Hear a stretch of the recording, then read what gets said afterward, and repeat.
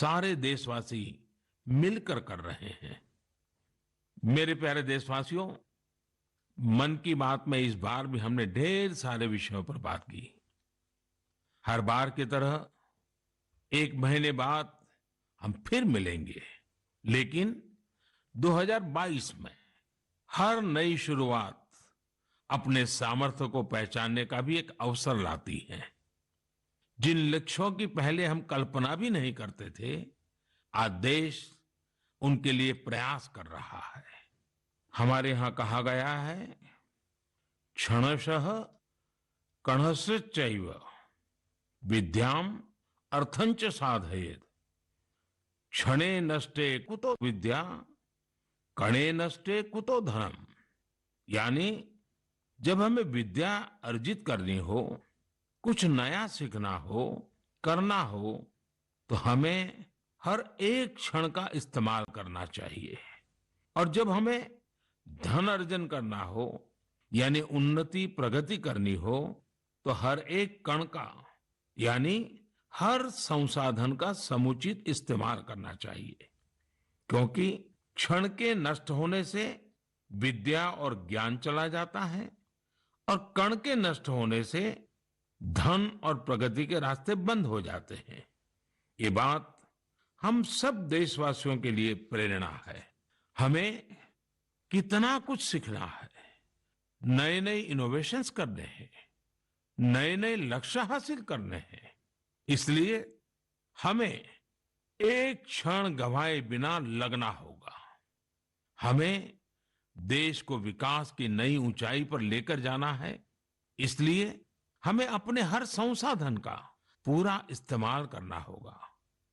ये एक तरह से आत्मनिर्भर भारत का भी मंत्र है, क्योंकि हम जब अपने संसाधनों का सही इस्तेमाल करेंगे, उन्हें व्यर्थ नहीं होने देंगे, तभी तो हम लोकल की ताकत पहचानेंगे, तभी तो देश आत्मनिर्भर होगा।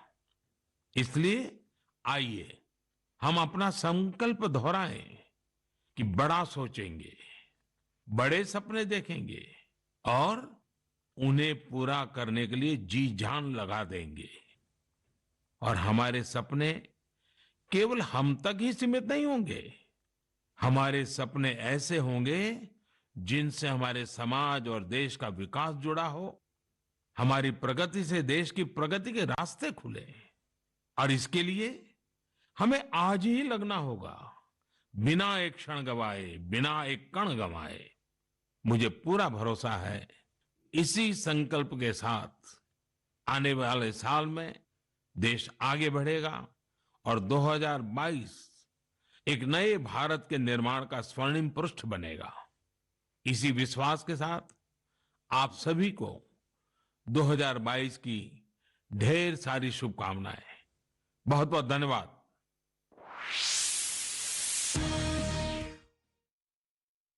तो प्रधानमंत्री नरेंद्र मोदी को आप मन की बात में सुन रहे थे। उन्होंने तमाम बातों का जिक्र किया, स्वच्छता की बात की, साथ ही साथ उन्होंने कहा कि किस तरीके से जो मोटिवेशनल स्टोरीज होती हैं उनसे हमें सीख लेनी चाहिए, संकल्प के साथ आगे बढ़ना चाहिए। ये बात प्रधानमंत्री ने अपने संबोधन में मन की बात में 84वें एपिसोड में वो बोल रहे थे। और नए साल में बेहतर होने का संकल्प लें, काम के पुराने तरीके बदलें, ये बात प्रधानमंत्री ने कही है। कई लोग खामोशी से आने वाली पीढ़ियों के लिए काम करते हैं, ये बात उन्होंने कही। और कई लोगों का जिक्र भी किया, जनशक्ति के बल पर भारत महामारी से लड़ सका, ये बात भी उन्होंने कही। ओमिक्रॉन पर लगातार उन्होंने कहा कि सभी को सावधान रहना है, सामूहिक शक्ति ही कोरोना को हराएगी। प्रधानमंत्री ने मन की बात में क्या कहा, एक बार फिर सुनिए। साथियों, ये जनशक्ति की ही ताकत है, सबका प्रयास है कि भारत 100 साल में आई सबसे बड़ी महामारी से लड़ सका। हम हर मुश्किल समय में एक दूसरे के साथ एक परिवार की तरह खड़े रहे। अपने मोहल्ले या शहर में किसी की मदद करना हो, जिससे जो बना उससे ज्यादा करने की कोशिश की। आज विश्व में वैक्सीनेशन के जो आंकड़े हैं, उनकी तुलना भारत से करें तो लगता है कि देश ने कितना अभूतपूर्व काम किया है। कितना बड़ा लक्ष्य हासिल किया है। वैक्सीन की 140 करोड़ डोज के पड़ाव को पार करना प्रत्येक भारतवासी की अपनी उपलब्धि है। ये प्रत्येक भारतीय का व्यवस्था पर भरोसा दिखाता है, विज्ञान पर भरोसा दिखाता है, वैज्ञानिकों पर भरोसा दिखाता है और समाज के प्रति अपने दायित्वों को निभा रहे हम भारतीयों की इच्छा शक्ति का प्रमाण भी है।